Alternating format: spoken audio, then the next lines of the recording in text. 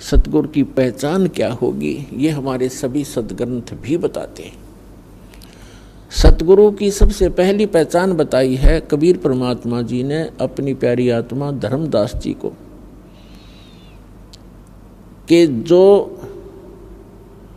जो संत मम सत शब्द दरढ़ावे, वा के संग सब राड बढ़ावे। ऐसी संत महंतन की करनी, और धर्मदास में तो से वर्णी।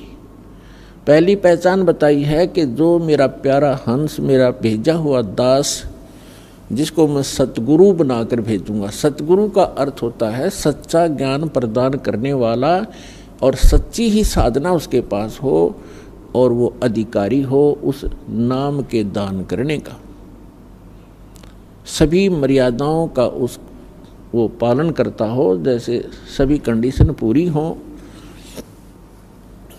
तो वो सतगुरु होता है। और वो हम मेरे सच्चे ज्ञान का जो प्रचार करता है, जैसे कबीर पंथ तो अनगिन है, कबीर पंथ के अंदर गुरु अनगिन है और सभी प्रचार करते हैं, किसी का कोई विरोध विवाद नहीं है।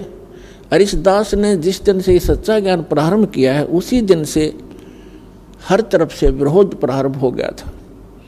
लेकिन परमात्मा साथ होता है तो विरोध लास्ट में व्यर्थ ही होता है उन लोगों का, और फिर उनको पछताने के अतिरिक्त कुछ भी हाथ नहीं लगता।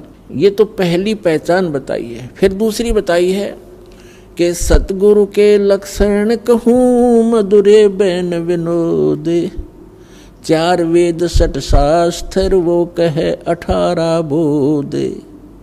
सतगुरु का दूसरा लक्षण बताया है कि वो एक विशेष ज्ञान प्रदान करता है और सर्व सदग्रंथों को आधार मानकर अपना ज्ञान प्रचार करता है। सभी सदग्रंथों का, सभी धर्मों के मूल ज्ञान का वो